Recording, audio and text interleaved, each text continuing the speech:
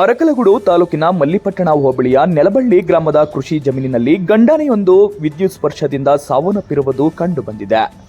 ಶುಕ್ರವಾರ ರಾತ್ರಿ 3 ಆನೆಗಳು ರೈತರ ಜಮೀನಿಗೆ ಅಳವಡಿಸಿದ್ದ ಸೋಲಾರ್ ತಂತಿಯನ್ನು ದಾಟಿ ಬೈಸೂರು ಅರಣ್ಯಕ್ಕೆ ತೆರಳುವ ಮಾರ್ಗದಲ್ಲಿ ಈ ಘಟನೆ ಕಂಡುಬಂದಿದ್ದು, ಸುಮಾರು 20 ವರ್ಷದ ಗಂಡಾನೆ ವಿದ್ಯುತ್ ಸ್ಪರ್ಶದಿಂದ ಸಾವನ್ನಪ್ಪಿದೆ.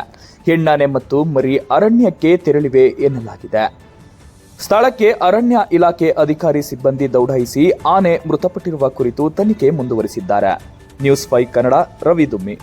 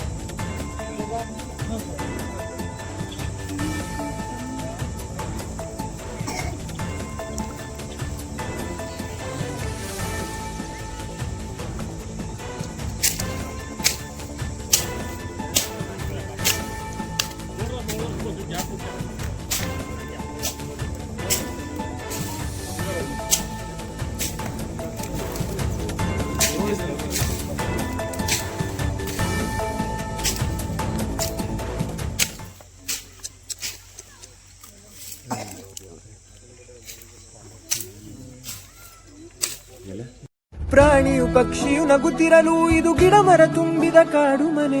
ನಾಡಿದು ಉಳಿಯಲು ಕಾಡಿರಬೇಕು, ಅಡವಿಯ ಉಳಿವಿದು ನಮ್ಮ ಹೊಣೆ. ಸುಡು ಬಿಸಿಲು ಏರಿದೆ ತಾಪ, ಕಾಲಿಡುತ್ತಿದೆ ಬೇಸಿಗೆಗಾಲ. ಎಚ್ಚರ ವಹಿಸಿ ಕಾಳಜಿ ತೋರಿ ಕೊಂಚ ಕಟ್ಟೋಣ ಭೂಮಿಯ ಸಾಲ. ಪಟಾಕಿ ಬೀಡಿ ಕರ್ಪೂರ ಕಾಡಿಂದ ಇರಲಿ ದೂರ, ಒಗ್ಗಟ್ಟಿನಿಂದ ನಿಲ್ಲೋಣ, ಕಾಡ್ಗಿಚ್ಚನ್ನು ತಡೆಯೋಣ.